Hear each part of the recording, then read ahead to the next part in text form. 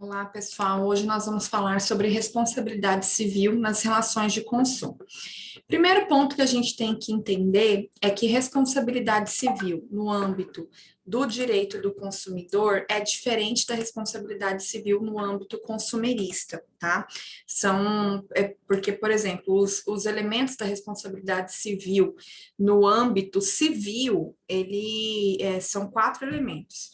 O ato ilícito, ou, né, também chamado de conduta, o dano, o nexo causal, ou seja, tem que comprovar que esse ato ilícito causou um dano e que esse dano foi em detrimento desse ato ilícito, e eu preciso comprovar a culpa, né? Porque na seara civil, a culpa, a responsabilidade civil é subjetiva, ou seja, eu preciso comprovar que houve um dolo ou uma negligência, imprudência ou imperícia.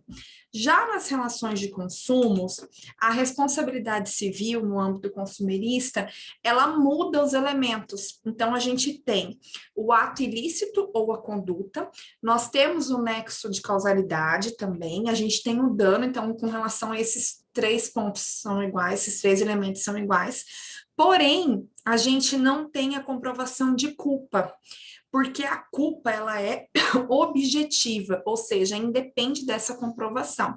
O que eu preciso comprovar é que o produto ele tem um defeito ou um vício, tá? Então, eu não preciso falar que o produto ele estragou porque eventualmente o fabricante quis que estragasse, né? Mas eu preciso comprovar que aquele produto estragou, ok? E aí, a responsabilidade que incide no âmbito consumerista, como regra, tá? É a responsabilidade civil objetiva, quando eu não preciso comprovar a culpa.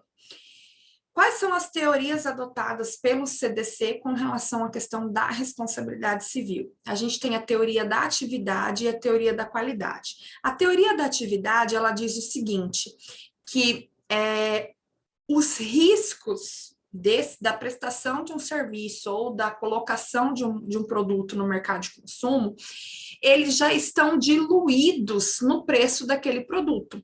Então, na realidade, os fornecedores eles vão ter essa responsabilidade se eventualmente aquele serviço, aquele produto vier a causar um dano, e em tese, esse valor aí, ele já, dessa eventual indenização, ela já está distribuída no valor do produto.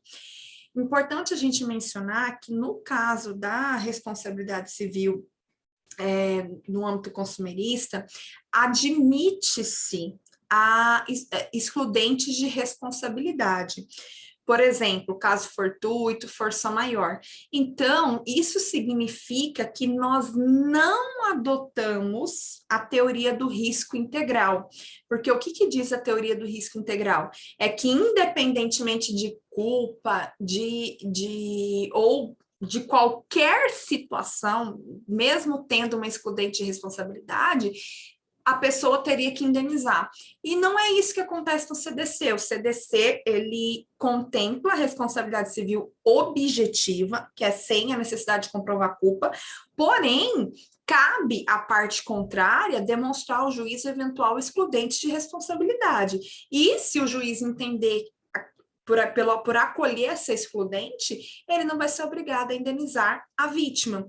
Então, nós não adotamos a teoria do risco integral. Gravem isso, porque isso costuma, né, cair em exame de ordem, em concurso, enfim. A teoria que nós adotamos é a teoria da atividade.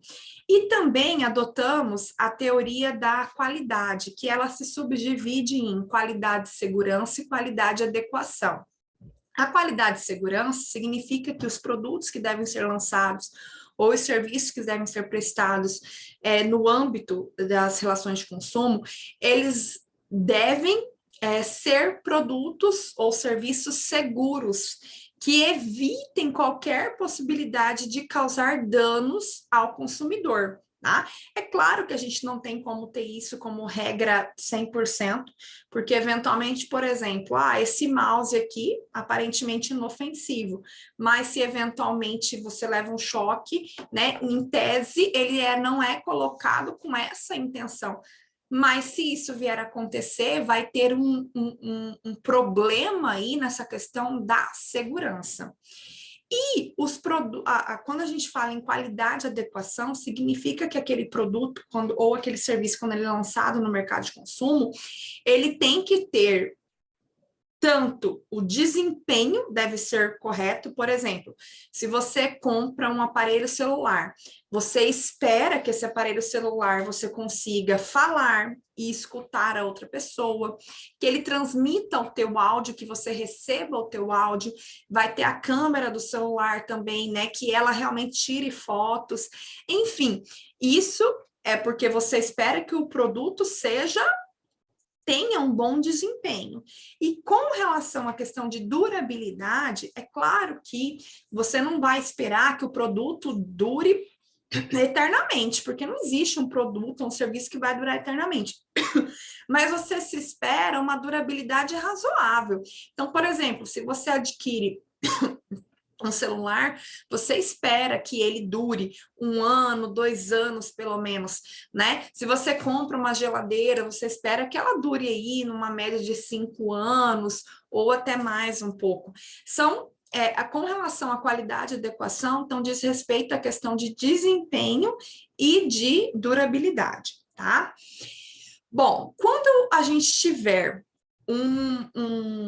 um problema na segurança do produto ou do serviço, nós vamos estar falando de fato do produto ou do serviço.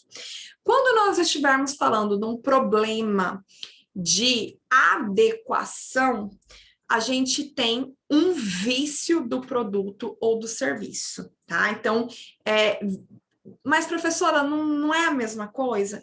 Não, não é a mesma coisa, porque a gente vai ver que essa diferenciação, ela traz diferentes situações em questões de responsabilidade, tá? Então, guardem isso. Quando tiver um problema na segurança, nós vamos estar tratando de um fato do produto ou do serviço. E quando nós estivermos falando numa questão de adequação ou de desempenho ou de durabilidade que tem algum problema, nós vamos estar diante de vício de produto ou de serviço, tá? Bom, qual que é a diferença de um defeito e de um vício? O defeito é o problema na segurança. Significa que aquele produto ou aquele serviço, ele não é seguro, ele não se mostra seguro ao consumidor.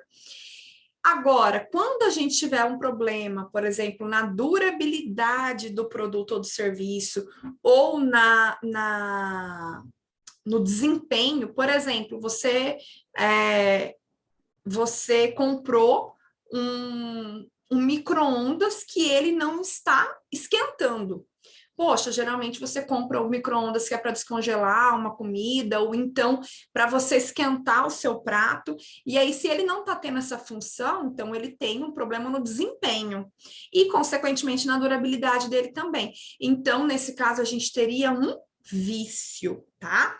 Então, nós temos 4 regimes de responsabilidade dentro do CDC. Tá? Percebam que são situações diferentes do Código Civil.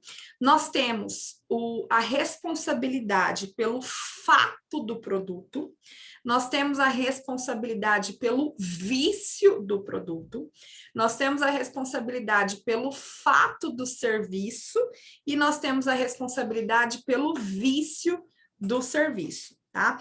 Então, nós vamos diferenciar essas 4 responsabilidades. Vamos começar aí pela responsabilidade pelo fato do produto. Essa responsabilidade, ela está prevista no artigo 12 do CDC, tá? O que diz esse artigo? Ele fala o seguinte: o CAPT, o fabricante, o produtor, o construtor nacional, estrangeiro e o importador respondem independentemente de existência de culpa. Então, primeiro ponto aqui, esse artigo, ele já deixa claro a incidência da responsabilidade civil objetiva. Então, eu não preciso comprovar a culpa. Tá? Pela reparação dos danos causados aos consumidores por defeitos decorrentes de projeto, fabricação, construção, montagem, fórmulas, manipulação, apresentação ou acondicionamento de seus produtos, bem como informações insuficientes ou inadequadas sobre a utilização e os riscos. Então, vamos supor, você compra um aparelho de som, que esse aparelho de som, daqui a pouco, ele solta, né, desprende alguma peça dele que é essencial para o seu funcionamento. Percebam que, nesse caso, ele vai ter um problema, né, na fabricação dele, porque, em tese, não era, né, ele vai ter um problema de durabilidade, em tese, não era para se deteriorar tão facilmente assim. Então, nós temos aí uma questão de fato do produto. E aí a gente também tem que chamar atenção com relação ao caput desse artigo, que com relação à questão de informações. Também os produtos, eles devem ter as informações corretas, tá? Claras, objetivas. Por exemplo, você coloca um produto alimentício em que ele contém glúten. Muitas pessoas são intolerantes ao glúten, então é importante que essa informação esteja escancarada. Por quê? Porque se eventualmente uma pessoa que é intolerante ao glúten comer, pode ter consequências para a sua saúde, pode, né, sofrer um problema na sua integridade física. Ou então um brinquedo para criança, que às vezes tem uma pecinha pequenininha. Se for uma criança muito pequena, pode engolir aquela peça. Então, tem que ter informação naquele produto de qual a idade recomendada para usar aquele produto, tá? Então, isso é o que diz o caput do artigo 12. Aí o parágrafo 1º fala o seguinte: o produto é defeituoso quando não oferece segurança que dele legitimamente se espere, levando-se em consideração circunstâncias relevantes, entre as quais. Só vamos imaginar o seguinte: imagina um carro que é fabricado, que daqui a pouco desprende a roda. Você imagina você tá rodando numa rodovia, né, numa velocidade compatível com a rodovia, e a roda desprende, né? Provavelmente é igual o caso do Cristiano Araújo, que foi o que aconteceu, né? Embora o caso tenha sido mexido, mas enfim, o problema foi na questão da roda. Então, percebam que há um defeito ali de segurança. Então, a gente está incidindo aí a questão do fato do produto, tá? Então, o inciso 1º fala: sua apresentação, inciso 2º, o uso e os riscos que razoavelmente dele se esperam. Inciso 3º, a época que foi colocado em circulação. Então, é importante que você tenha data de fabricação, para você ter uma noção de quando que aquele produto foi fabricado, se já não está há muito tempo, se a apresentação daquele produto ele é compatível, porque, por exemplo, se você pega um leite que é colocado no mercado, que eventualmente você vê que a caixinha do leite ela está estufada, então, provavelmente, ainda que esteja dentro do prazo de validade, provavelmente aquele produto já está estragado, porque não é comum a caixinha ela se ampliar, assim, ela ficar estufada. Então, a gente provavelmente tem um defeito aí, tá? Na segurança. Parágrafo 2º, o produto não é considerado defeituoso. Então, percebam, excludente de responsabilidade aqui. Parágrafo 2º fala: o produto não é considerado defeituoso pelo fato de outro de melhor qualidade ter sido colocado no mercado. O que acontece? Vamos supor, você adquire um carro modelo 2021. E aí, depois lança um modelo 2022, às vezes mais completo, mais robusto. O fato de terem lançado um outro produto, ainda que seja da mesma marca, ou mesmo que nem seja, mas com uma superioridade não significa que aquele anterior tem defeito. Então, não é pelo fato de ter um produto melhor no mercado de consumo que aquele outro não presta, não é isso. Mas eu tenho que ver se aquele outro, mesmo sendo inferior, ele traz segurança ao consumidor, tá? Parágrafo 3º. O fabricante, o construtor, o produtor ou importador só não será responsabilizado quando provar. Então, aqui são as excludentes de responsabilidade. Inciso 1º, que não colocou o produto no mercado e vai falar, não, peraí, não fui eu não, foi fulano, eu não tenho nada a ver com isso. Inciso 2º, que embora haja colocado o produto no mercado, o defeito inexiste. Então, a pessoa, por exemplo, fala assim, eu comprei uma máquina de lavar que não está funcionando.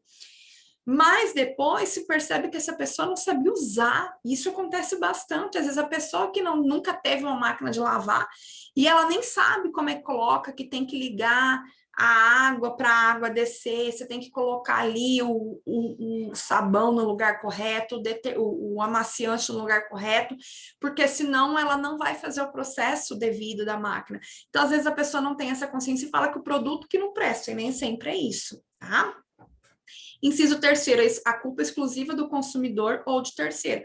Então, poxa, se a culpa é exclusiva do consumidor ou de terceiro, não tem por que responsabilizar eventualmente o fabricante, o produtor, o construtor ou o importador, tá? Bom, só para a gente entender quem são as figuras do fabricante, do produtor, do importador e do construtor. Fabricante é quem produz mesmo, é quem fabrica aquele produto ou aquele serviço. O produtor é aquele que coloca no mercado de consumo produtos que não sejam industrializados, tá? Por exemplo, ele fez uma rosquinha doce e botou para vender.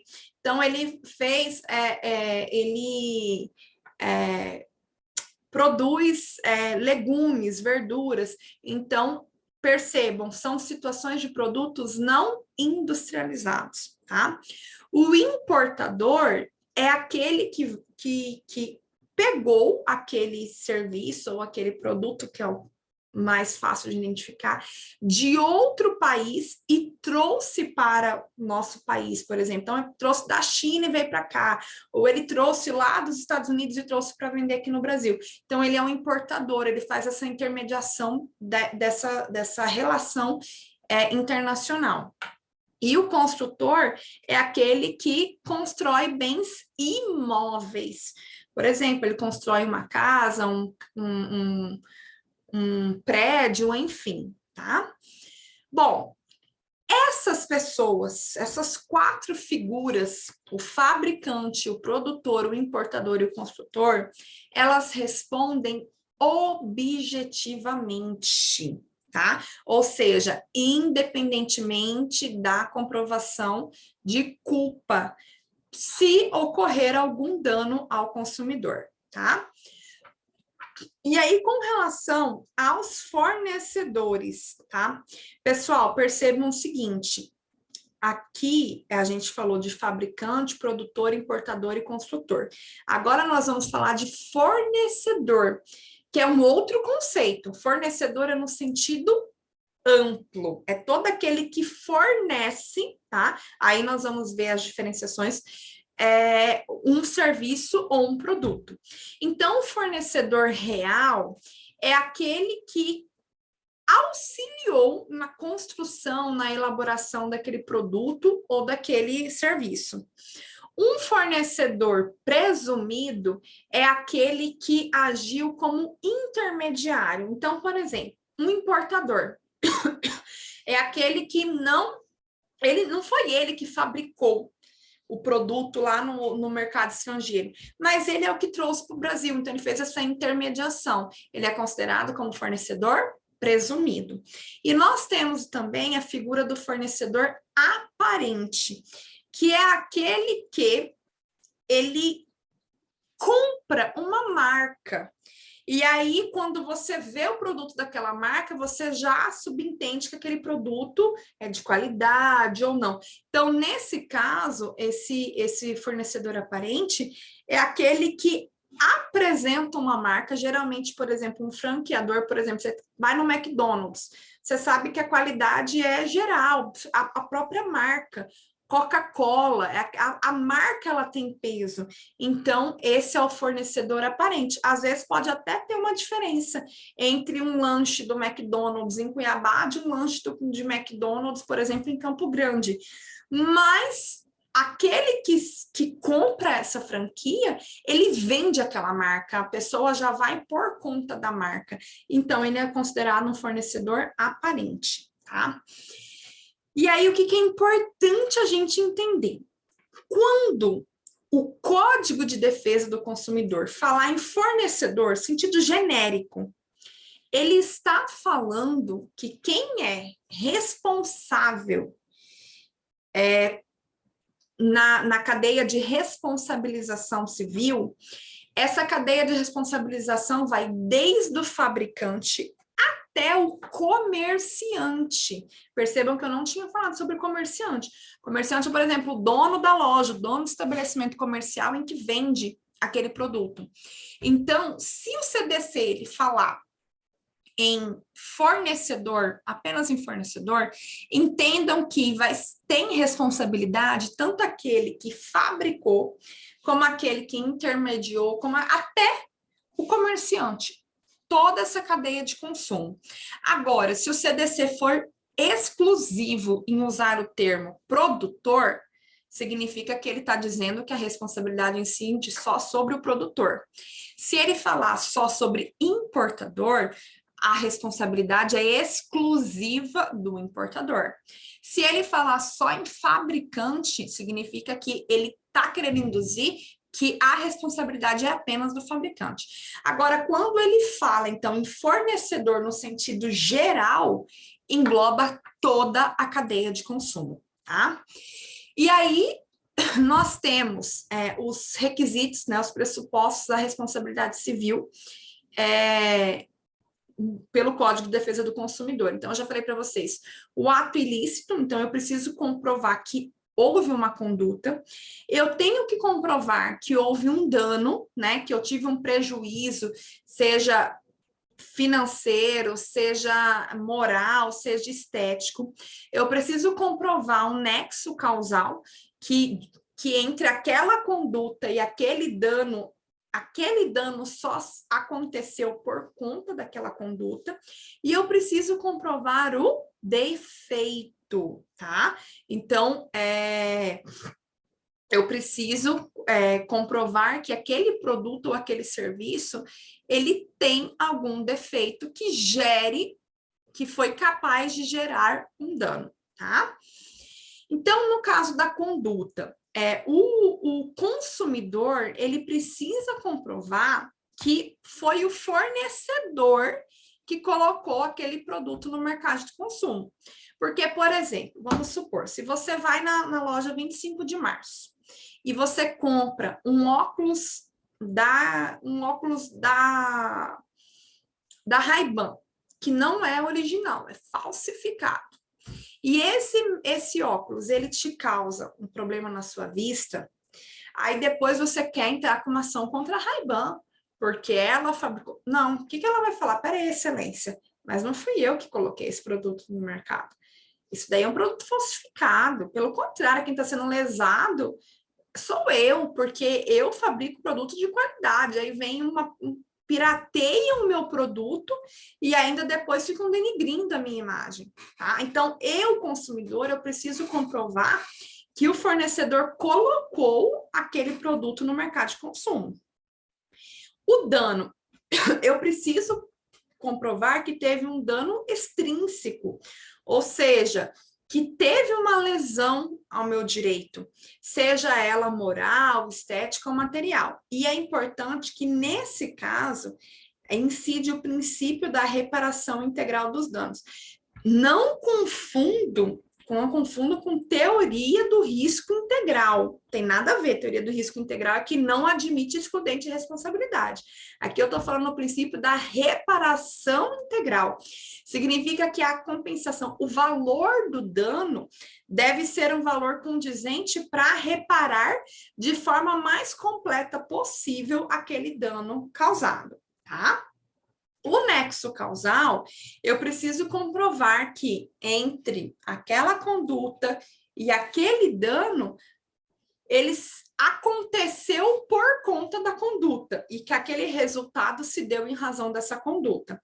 Então, percebam o seguinte, não é porque tem, por exemplo, incide a inversão do ônus da prova, que eu não tenho que comprovar isso. O que eu não preciso comprovar é a culpa, mas o nexo causal eu preciso comprovar sim, tá? E eu preciso comprovar um defeito, que é a falha na segurança. Então, eu preciso comprovar que, por exemplo, que aquele produto, ele explodiu e que ele gerou algum dano. Então, eu tive, olha, um risco.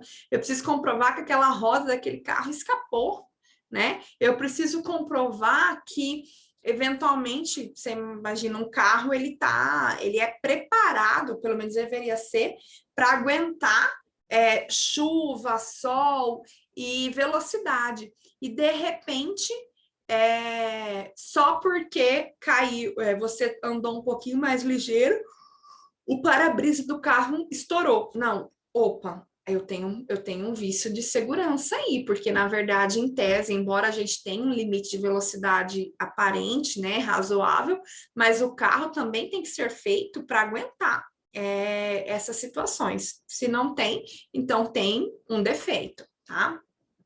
E aí nós temos, por exemplo, os tipos de defeitos aí que nós temos. Nós temos o defeito na criação, que é quando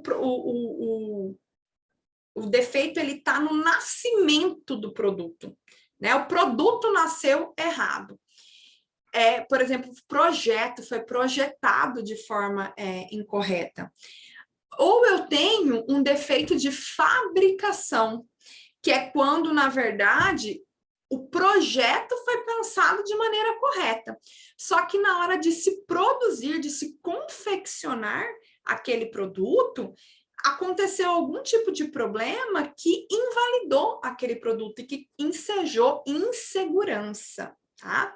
E a gente tem o defeito de comercialização, que no caso da apresentação do produto. Por exemplo, o produto ele é feito de forma correta, só que ele não traz as especificidades para o consumidor com a clareza que se necessita. Então, por exemplo, é um caso de um brinquedo que ele foi pensado de maneira correta, ele foi fabricado de maneira correta, só que na hora de fazerem a embalagem, esqueceram de colocar qual que é a idade que aquela criança vai poder utilizar aquele brinquedo. Então, a gente tem um defeito aí de apresentação, ou melhor, um defeito de comercialização. Bom, vamos falar agora um pouquinho sobre a responsabilidade civil do comerciante, porque eu disse para vocês que o comerciante é aquele que coloca depois, né, do produto ter sido produzido, é aquele que efetivamente vende, né, que comercializa aquele produto. Como que funciona? Ele pratica atos de intermediação, objetivando lucro, tá? Esse comerciante, ele pode ser uma pessoa física, tá? Eu posso ser uma pessoa, por exemplo, eu tô lá e eu vendo os salgados que alguém fabrica. Então, eu sou um comerciante, né? Só que eu não tenho uma pessoa jurídica, sou eu, Ana Flávia, faço isso. Ou então eu posso ser uma pessoa jurídica, eu tenho uma empresa de fato que faz isso daí. Se a gente estiver falando em pessoa física, nós temos o comerciante em nome individual. Se nós estivermos falando numa pessoa jurídica, nós temos uma sociedade comercial, tá? Bom, com relação à responsabilidade civil do comerciante, há uma divergência doutrinária, uma guerra com relação a isso, que, por exemplo, vamos supor que você foi nas Casas Bahia e você comprou uma televisão que ela apresentou defeito. Poxa, vamos supor se você comprou uma televisão da LG. Quem fabricou esse produto não foi as Casas Bahia, mas ela comercializou, então ela é a comerciante.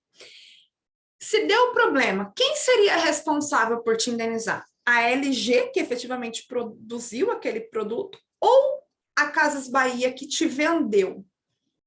A doutrina majoritária fala que incide a responsabilidade solidária, ou seja, nesse caso, seria responsável tanto a LG como também a Casas Bahia. As duas teriam responsabilidade solidária, concorrente. Já a doutrina minoritária, ela fala que incide a responsabilidade subsidiária, ou seja, primeiro eu tentaria responsabilizar a LG. Se eventualmente a LG não arcasse com aquele prejuízo, aí sim as Casas Bahia assumiriam essa responsabilidade. Tá? E aí, qual que é a situação? Além da responsabilidade do comerciante ser subsidiária, ela pode acontecer desde que tenha a situação, alguma das hipóteses do artigo 13 do CDC. O que o artigo 13 fala? O comerciante é igualmente responsável, nos termos do artigo quando? Do artigo anterior, quando? Inciso primeiro, o fabricante, o construtor, o produtor ou importador não puderem ser identificados. Ou seja, se eu puder identificar, eu não vou responsabilizar o comerciante. Inciso segundo, o produto for fornecido sem identificação clara de seu fabricante, produtor, construtor ou importador. Ou seja, eu não tenho um conhecimento especificamente de quem que fabricou. Vamos supor, você vai no mercado e lá está vendendo um doce de figo. E era um doce caseiro e não tem identificação de quem produziu. E aquele doce te causou um mal. Quem que vendeu? Ah, foi o mercado X. Então, nesse caso, você responsabilizaria o mercado. Por quê? Porque você não tem uma identificação clara de quem que efetivamente foi o produtor daquele produto, tá? E inciso terceiro, não conservar adequadamente os produtos perecíveis. Então, vamos supor, se você é dono de estabelecimento comercial na área de mercado, né? De produtos alimentícios. E tem o produto lá, fala que ele tem que ser mantido em refrigeração tal, então abaixo de 0. E aí você pega e desliga, ainda mais aqui em Cuiabá, o calor que faz, imagina você ficar para querer economizar energia, você desliga todo dia à noite os freezers. E aí chega de manhã, aquele produto ele já está descongelado, aí você vai lá e liga o freezer de novo. Aí ele congela de novo. Chega um momento que se aquele produto demora um pouquinho para vender, ele vai apodrecer. Então, nesse caso, o comerciante, porque você perceba que não teve um problema quando o produto foi comercializado, quando o produto foi fabricado, mas foi na conservação desse produto que ensejou o problema. E aí, nesse caso, ensejaria a responsabilidade do comerciante, tá? Bom, o direito de regresso, né? O artigo 13, ele traz o direito de regresso do comerciante. Ele fala o seguinte, parágrafo único. Aquele que efetivar o pagamento ao prejudicado poderá exercer o direito de regresso contra os demais responsáveis, segundo sua participação na causação do evento danoso. Então, o que acontece? Nesse caso, só entendendo o que é o direito de regresso. Vamos supor que a responsabilidade primária não seja do comerciante, mas ele foi lá e assumiu essa responsabilidade. Ele pagou a indenização. Aí, o que ele pode fazer? Ele pode propor uma ação, como vamos supor, as Casas Bahia assumiu o pagamento. Ele pode propor uma ação contra a LG para cobrar aquela despesa que ele teve em detrimento de um produto que foi defeituoso e mal elaborado, mal construído pela LG. Só tem uma situação, ele pode fazer isso em autos apartados, como uma ação de regresso. O que ele não pode, tem uma vedação no artigo 88 do CDC, que é que ele não pode fazer a denunciação ali. De que acontece? Vamos supor, você pegou e propôs ação só contra as Casas Bahia. Aí vem as Casas Bahia e fala assim, não, peraí, mas o problema não é meu, não, a culpa não é minha. Vamos chamar a LG para o processo. Esse processo provavelmente vai demorar mais tempo, porque daí a gente tem todo esse trâmite, essa burocracia. Nesse caso, como no âmbito consumerista se entende pela celeridade, tem que tentar resolver o problema logo do consumidor, ele é proibido, tá? Porque a denunciação ali causaria um prejuízo ao consumidor maior, uma demora, né, que não é interessante. Então, é por isso que é proibido, tá? Porque isso afetaria o desempenho do processo, que não seria interessante para o consumidor, tá? Bom, aí a gente tem a exclusão de responsabilidade do fornecedor, tá? Agora, fornecedor no sentido geral. O fornecedor, como eu falei para vocês, no artigo 12, parágrafo 3º, traz as excludentes de responsabilidade. Então, se ele comprovar que ele não colocou o produto no mercado, ou que aquele produto não tem defeito, ou que a culpa é exclusiva do consumidor ou de terceiro, ele tem como eximir dessa responsabilidade, tá? Importante entender o seguinte: a terceira hipótese, que é o caso de culpa exclusiva do consumidor, ela não pode ser confundida com culpa concorrente da vítima.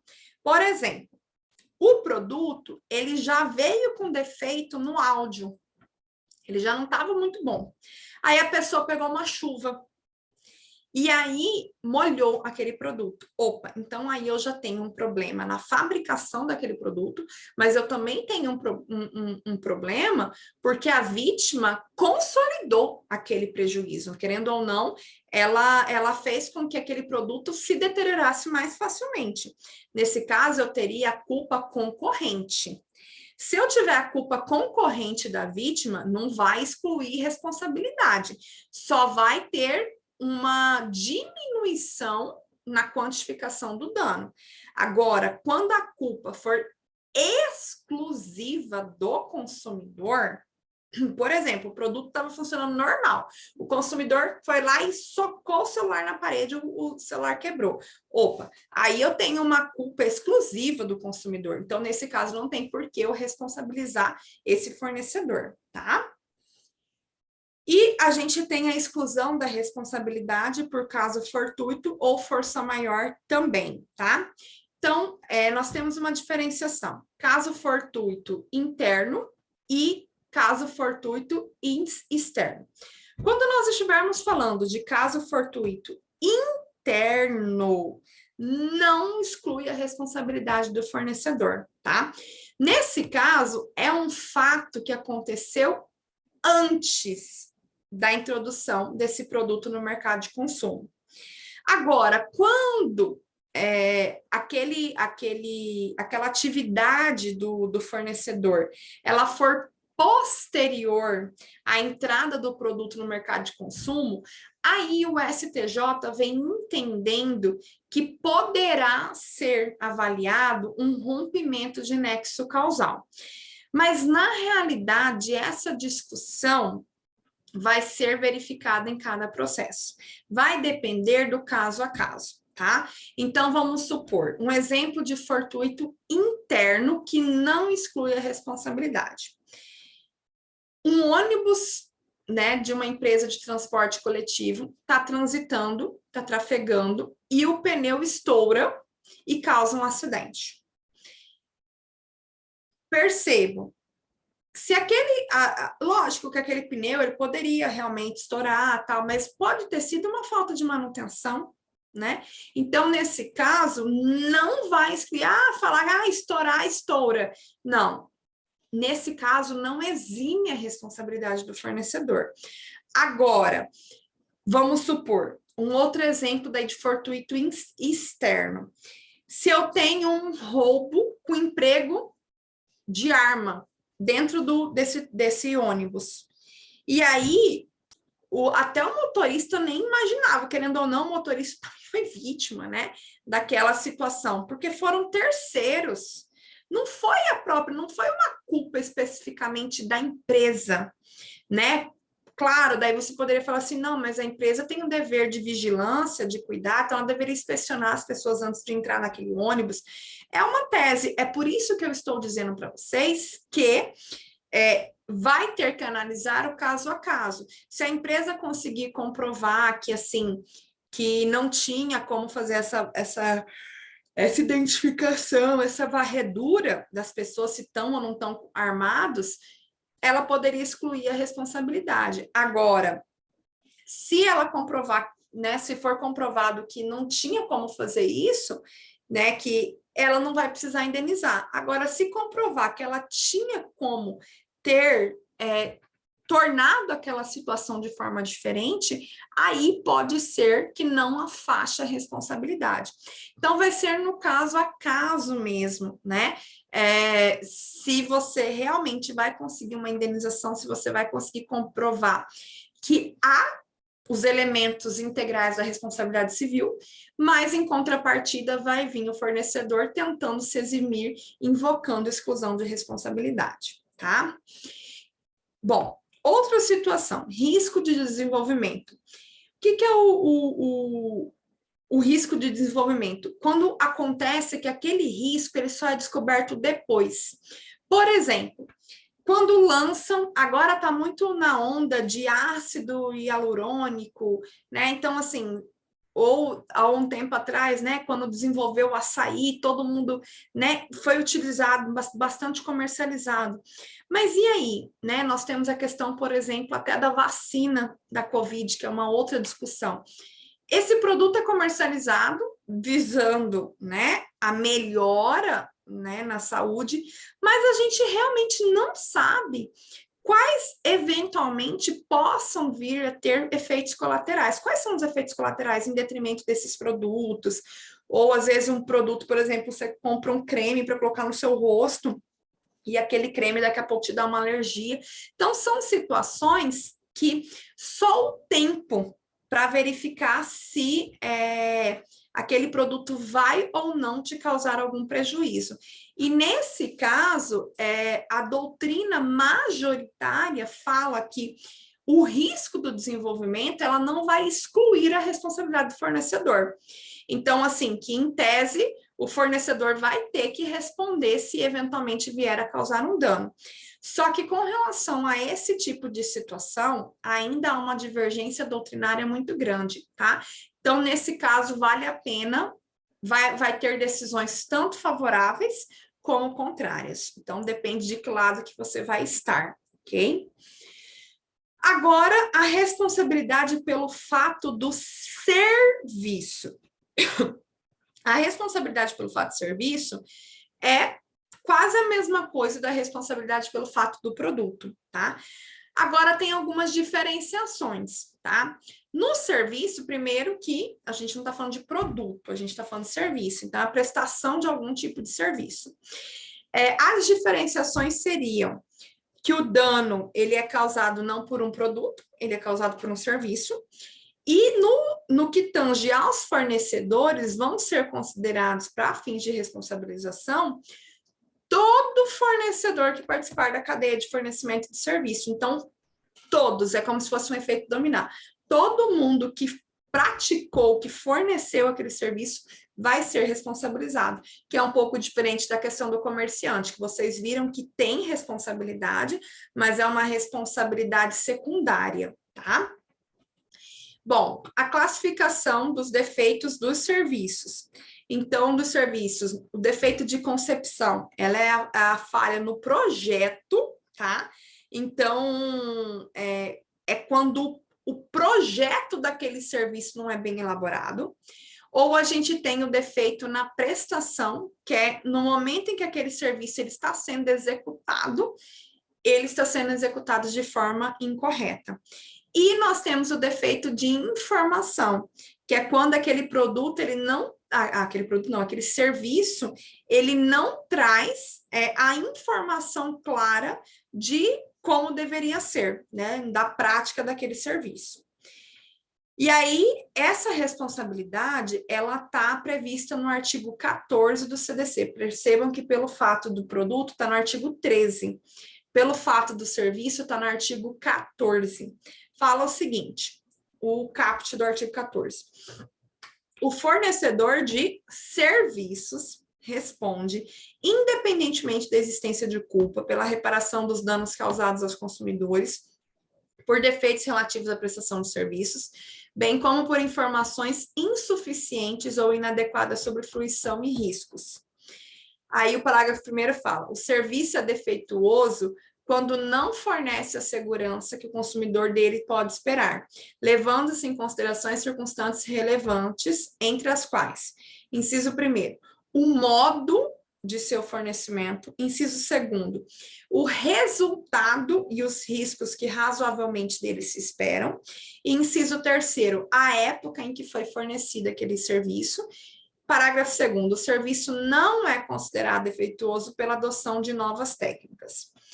E aí, como excludente de responsabilidade, a gente tem o parágrafo 3º, que fala o fornecedor de serviço só não será responsabilizado quando provar que, tendo prestado o serviço, o defeito inexiste, ou, inciso 2º, a culpa exclusiva do consumidor ou de terceiro. Então, vamos lá. Primeiro ponto que a gente tem que enxergar no caput, que a gente está falando aqui de serviço e não de produto, e nós estamos aqui também, nesse caso, o fornecedor de serviço, ele responde de forma objetiva, tá? Porque quando ele prestou um serviço defeituoso, né, ele não foi com qualidade, e quando ele não concedeu as informações necessárias para utilização daquele serviço. E se ele foi o modo da prestação daquele serviço, ele não foi bom, ele não foi útil, ele não teve qualidade, a gente tem esse defeito. Se o resultado, né, daquele serviço, ele trouxer riscos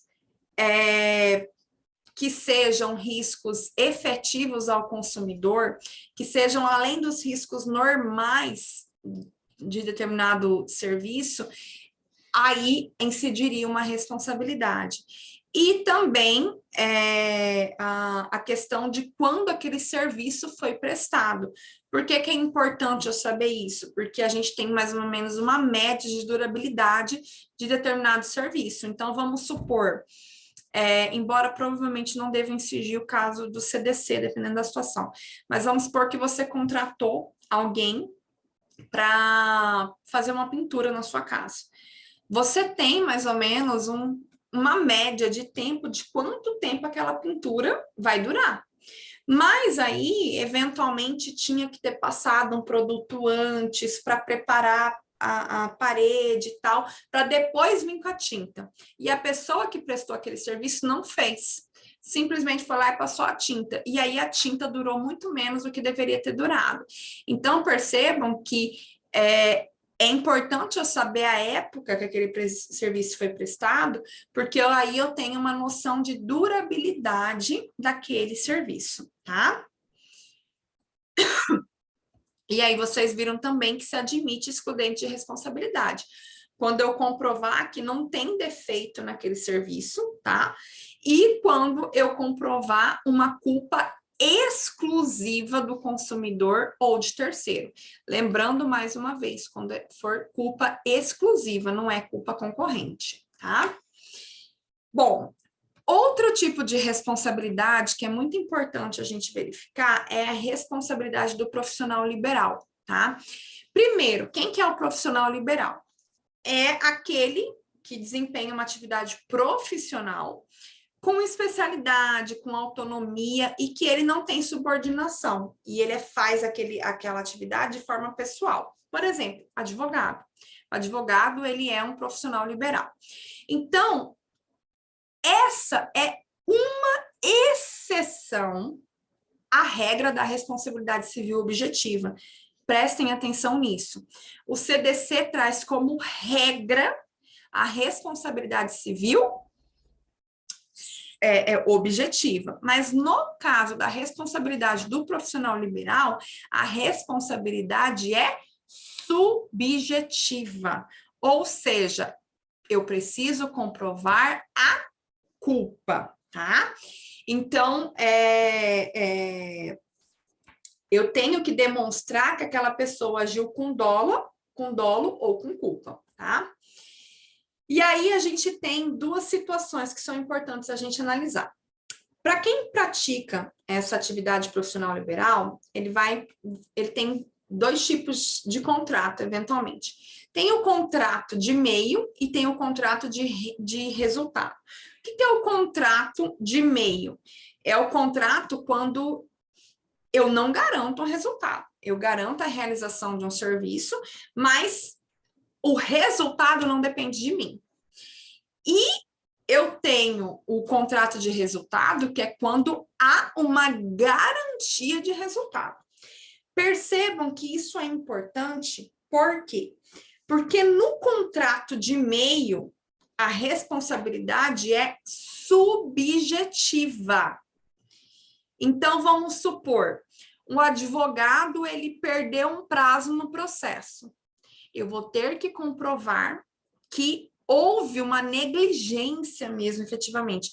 Se, eventualmente, esse advogado conseguir comprovar que ele estava doente, por exemplo, e que ele não peticionou porque ele estava internado, impossibilitado, enfim. Isso aconteceu muito com o Covid aí, com advogados que ficaram doentes e não deu nem tempo da pessoa subestabelecer para outro. Então, nesse caso, mesmo que tenha perdido um prazo, e que talvez aquele cliente ele tenha um problema processualmente, né, juridicamente falando, mas para que esse cliente cobre desse advogado, ele tem que comprovar a culpa, tá? Agora, se o contrato for de resultado, que não é de meio, é onde eu garanto um resultado, incide a responsabilidade civil objetiva, tá? Então, um exemplo clássico que a gente tem é de um cirurgião plástico que ele eventualmente garante, olha, você vai fazer a plástica, você vai ficar assim, assim, assim. Então, ele garante o resultado. Nesse caso, se você tiver algum dano, a responsabilidade civil é objetiva, tá? Bom, agora a gente vai falar sobre a responsabilidade pelo vício do produto. Perceba que aqui na responsabilidade pelo vício, a gente já não está mais falando de problema na segurança. A gente já está falando num problema de desempenho ou durabilidade, né? Ou de quantidade ou de qualidade, tá? Então, vamos supor, eu compro um produto que ele não está, um produto alimentício, que ele não está bom, ele está com ranço, por exemplo. Então, eu tenho um vício na qualidade.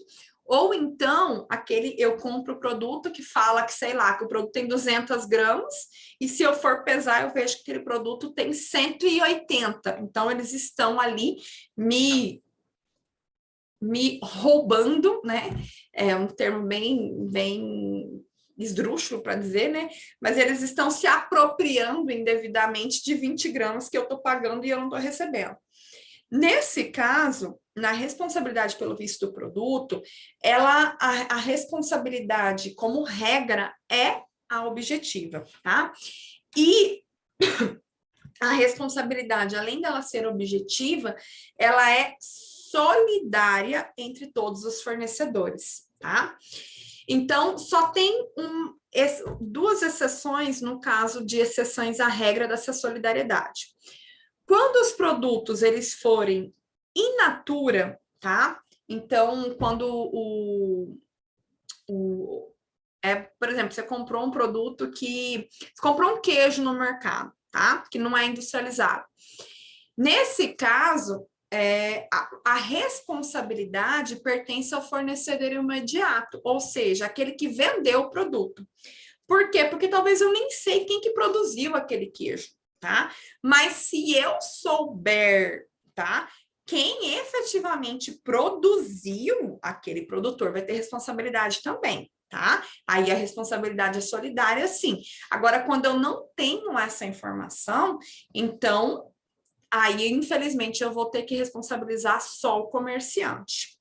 E a outra exceção na regra de solidariedade está previsto no artigo 19, parágrafo 2º do CDC, que fala sobre pesagem ou medição. O que que acontece? Vamos supor, se você vai no mercado e você pede uma carne, e aí o açougueiro, ele usa a balança para pesar aquela carne. E, eventualmente, vamos supor que aquela balança ela esteja com problema, ela esteja desregulada. O açougueiro, ele está ali só fazendo o trabalho dele. Mas se aquela balança está desregulada, não compete a ele. E aí, nesse caso, quem seria responsabilizado? O comerciante, mas o açougueiro não. Porque como a gente falou que todos na cadeia de consumo incidiria a responsabilidade solidária, o CDC traz essas duas exclusões, digamos assim, de responsabilidade solidária. Mas percebam, se eu conseguir, no caso dos produtos in natura, eu conseguir identificar o produtor, ele vai ser responsável. Agora, no exemplo de pesagem ou medição, aí ele não vai, tá? Bom, e aí a gente tem o vício de qualidade. Ele está previsto no artigo 18, caput do CDC. Nesse caso, eu tenho o vício na qualidade, eu tenho o produto ele é inadequado. Então, assim, ele é impróprio, ele não está atingindo o fim pelo qual ele se propôs. E aí eu tenho uma diminuição no preço desse produto e eu tenho uma disparidade em relação às características do produto e a informação que é dada. Essas seriam as 3 situações de vício de qualidade. Mas percebam, não vai comprometer a segurança. Por exemplo, você comprou um carro zero e aí o carro zero veio com uma porta amassada. Percebam, esse carro, ele tem um vício de qualidade, porque quando você compra um carro zero, você espera que ele esteja intacto. Só que não é um problema que vai causar um risco de segurança. Não, ele só esteticamente ele não está perfeito, mas ele não compromete a sua segurança. Se você compra uma TV que não emite som, opa, então percebam, eu compro a televisão para enxergar e para escutar. Se eu não consigo escutar e enxergar, ou eu só consigo enxergar e não consigo escutar, eu tenho um vício de qualidade. Por quê? Porque aquele produto ele é inadequado, né? E outro exemplo, se eu compro um anel achando que ele é uma joia, que eu estou achando que é de ouro, e na verdade ele é semi-joia, eu tenho uma incongruência, né? Porque eu acreditei nas características daquele produto como sendo até o preço dele era um preço compatível de uma joia. Então, nesse caso, eu tenho um vício de qualidade também, tá? Então, percebam que esses seriam os 3 exemplos com relação a situações de vício de qualidade, tá? Aí, com relação ao vício de qualidade, a gente tem alguns pontos de referência. Quando a gente estiver falando de pontas de estoque, por exemplo, é feito uma liquidação. Geralmente, produtos de liquidação costumam ser produtos que estão muito tempo parado, produtos que às vezes assim, ou já estão com prazo de validade chegando, não pode estar vencido, né? Mas que eles já estejam ali perto de acabar a sua destinação. Não significa que o fornecedor vai ser responsabilizado. Só que o que precisa ser comunicado é que o consumidor ele tem que ser informado que aquela liquidação, por exemplo, não se admite troca em produtos de liquidação, porque são produtos que eles já estão em promoção, porque provavelmente algum viciozinho ele tem, ou ele pode ter ter daqui a um tempo. Por exemplo, daqui 2 dias ele estará vencido. Então, eu não posso, o comerciante não vai poder comercializar. Então, para ele é melhor vender por um preço de custo, mais ele vender do que daqui a pouco ele perder e ter que jogar fora, tá? E produtos usados, né? Hoje está muito na moda a questão do brechó e tal. É possível, tá? Você fazer a comercialização de produtos usados. Só que o consumidor ele tem que ter a consciência que ele está adquirindo um produto de segunda mão, tá? Que não é um produto novo. Então, ele tem que ter essa informação. Bom, agora uma parte bem interessante. Prazo para sanar o vício. O prazo para sanar o vício desse vício de qualidade, ele está previsto no artigo 18, parágrafo 1º do CDC. O prazo máximo é de 30 dias para sanar esse vício. E aí, esse prazo ele é flexibilizado, né, dependendo da situação, com um mínimo de 7 dias e máximo de 30 dias. Que é para quê? Dentro desse período de 7 dias, a pessoa, né, o comerciante, o fornecedor, né, que é mais fácil falar, ele tem um prazo para resolver aquele vício, tá? Nos contratos de adesão, tem que ter uma cláusula específica falando sobre a flexibilização desse prazo. Então, assim, se for mudar o prazo que está na lei, tem que estar constando numa cláusula específica. Bom, e aí a situação, né? Chegou ao ponto de, eventualmente, um caso prático. O que acontece quando o consumidor ele se depara com um produto com vício? Primeira coisa que ele tem que fazer é dar ciência ao fornecedor de que aquele produto está viciado. Por meio de uma reclamação, de uma notificação, pode ser pela ouvidoria, pode ser pelos canais que ele tem, né? Pode ser pessoalmente, pode ser por e-mail, pode ser por notificação extrajudicial, enfim. E aí, ele tem que levar assistência técnica, porque aquele produto, ele ainda está em garantia, tá? E qual que é o detalhe? Quem tem que fazer essa remessa para assistência técnica? O STJ, ele já entendeu que o comerciante, ele não tem o dever de receber e encaminhar o produto.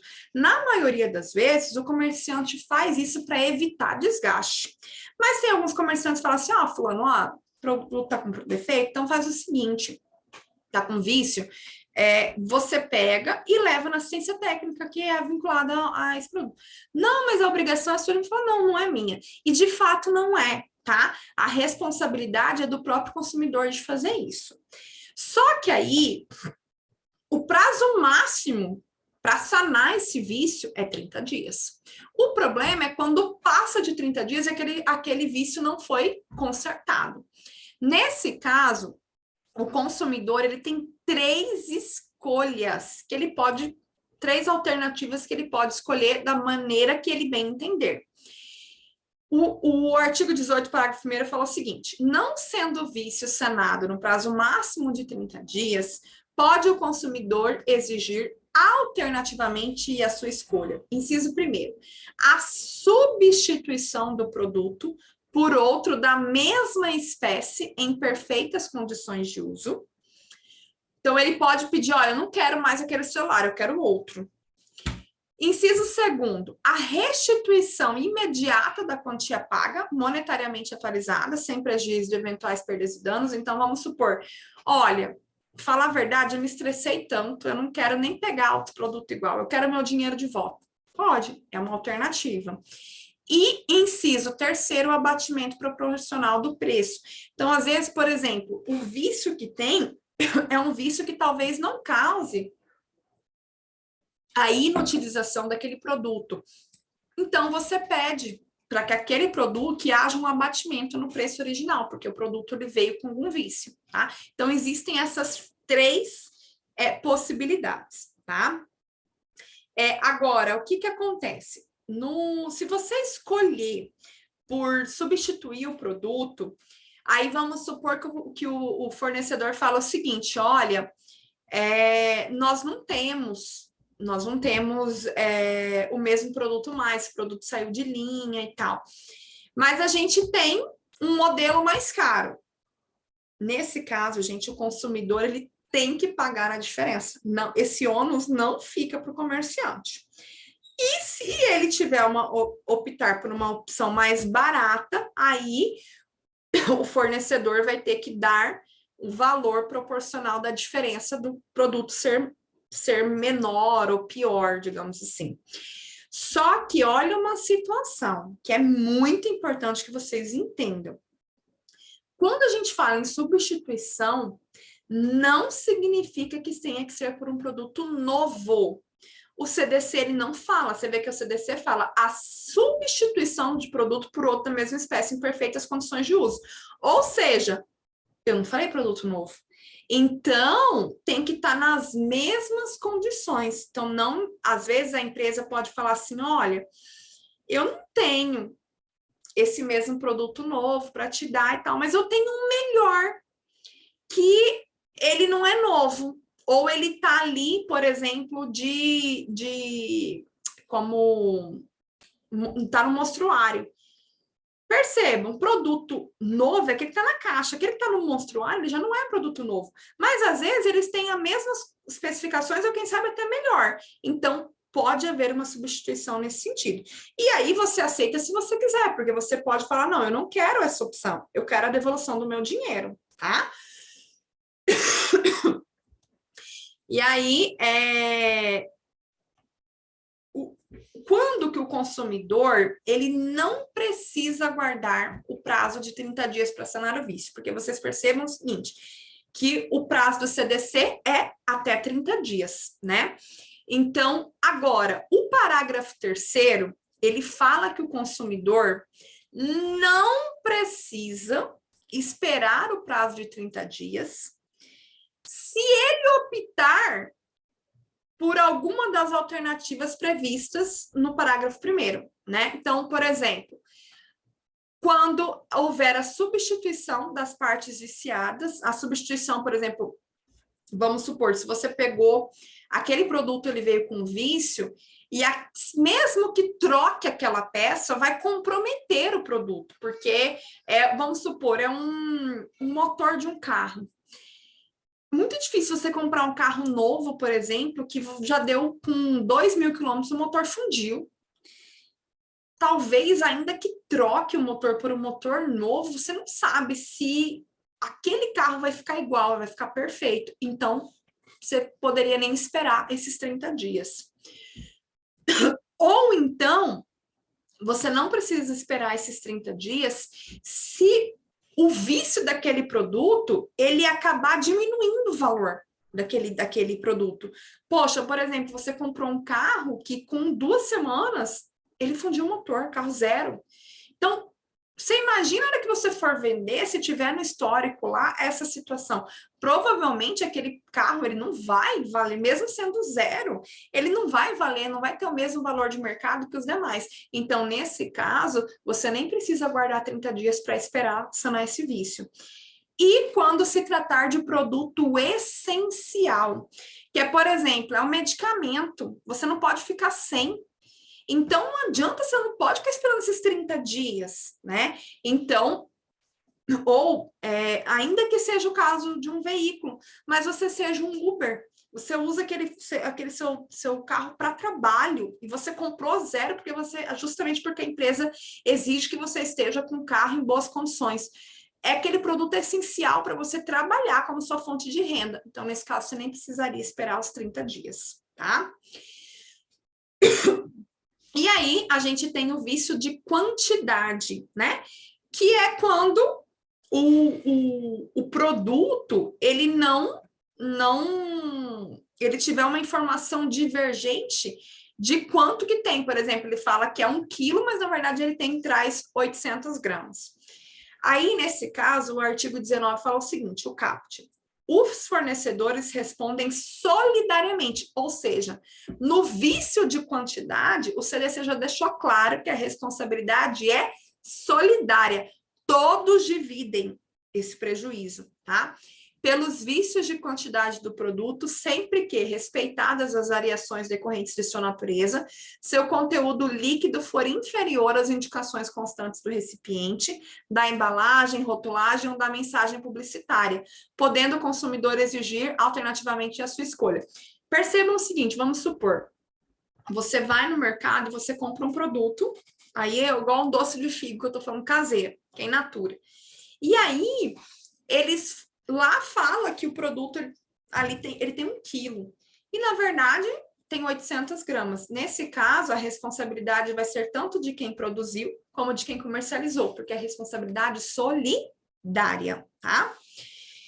Bom, e aí o consumidor, ele pode exigir, tá? Alternativamente, a sua escolha, inciso 1º, o abatimento proporcional do preço. Então, ele fala, não, peraí, eu paguei por 1 quilo, mas eu não tive 1 quilo, tinha só 800 gramas. O que a gente faz com esses 200 gramas para vocês me reembolsarem? Inciso 2º, a complementação do peso da medida. Fala, não, então faz o seguinte, eu não quero dinheiro de volta, eu quero 1 quilo. Vão lá e complementam os 200 gramas que vocês não me deram.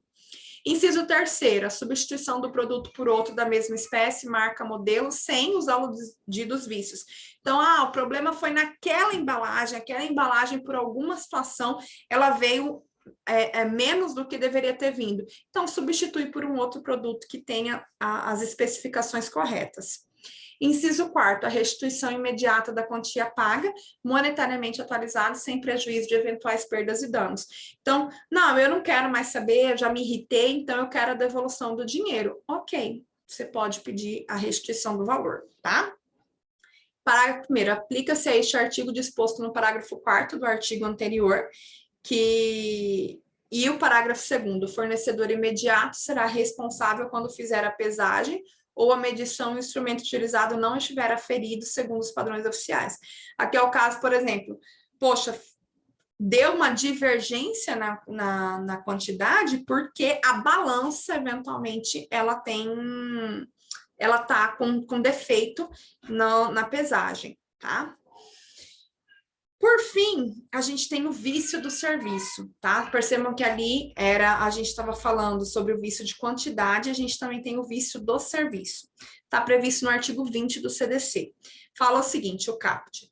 O fornecedor de serviços responde pelos vícios de qualidade que os tornem impróprios ao consumo ou lhes diminuam o valor, assim como por aqueles decorrentes da disparidade com as indicações constantes da oferta ou mensagem publicitária, podendo o consumidor exigir alternativamente a sua escolha.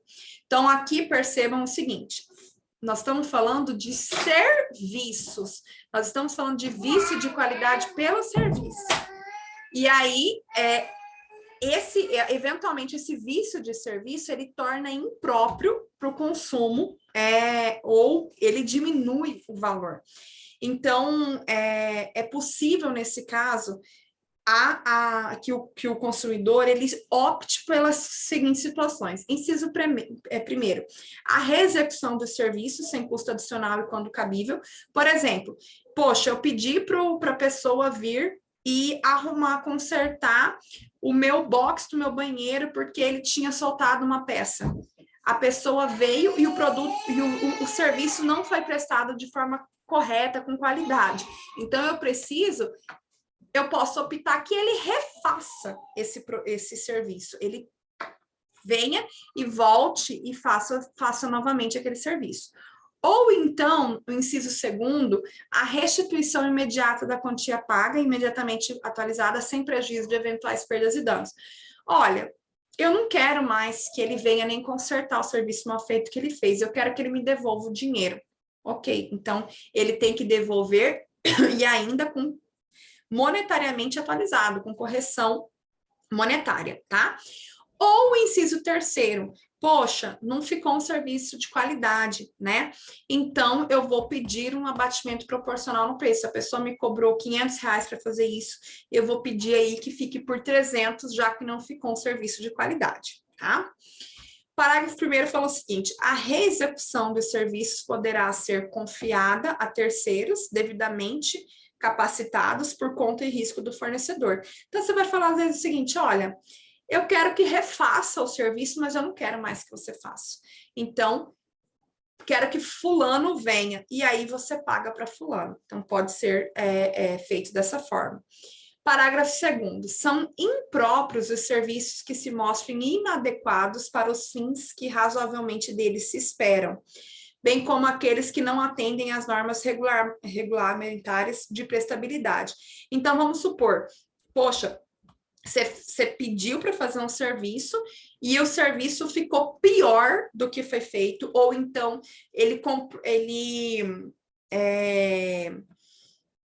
a forma como foi realizada, ela tornou inadequada. Vamos supor, você contratou um cara para arrumar o seu computador, que você está fazendo um serviço no seu computador de formatação e tal, e ele prestou esse serviço, só que no final das contas ele deixou o seu computador inadequado para a realização. Por exemplo, quem é advogado que tem que entrar no PJE, tem que estar toda a atualização correta do PJE, do sistema do judiciário.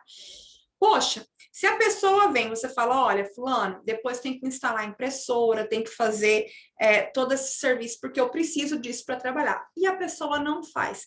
Então, nesse caso, tem alguns tipos de serviços que são impróprios e que tornam ele totalmente inadequados, tá? Então, esse tipo de serviço também, você pode falar que você que não atendeu às suas expectativas, tá? Porque eles não foram realizados de acordo com a regulamentação que deveria ter sido feita, né?